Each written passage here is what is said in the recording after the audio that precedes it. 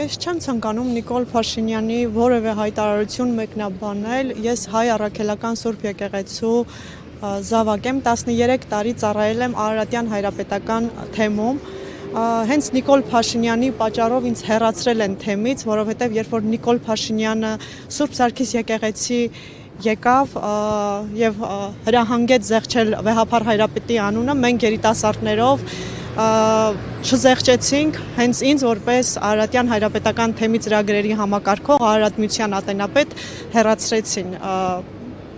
երևի այսքան է այս պահին։ Այո,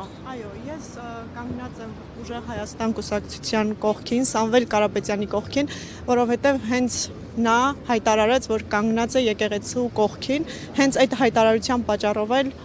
ինչպես տեսնում եք, նա դարավ քաղբանտարկյալ։ Չմեկնաբանեմ այս պահին։ Երիտասարդները եկեղեցու մեջ են, եկեղեցու կողքին են, վեհափառ հայրապետի կողքին։ Բաժանորդագրվեք Արմատ մեդիայի ալիքներին YouTube-ում, Facebook-ում, Instagram-ում և Telegram-ում։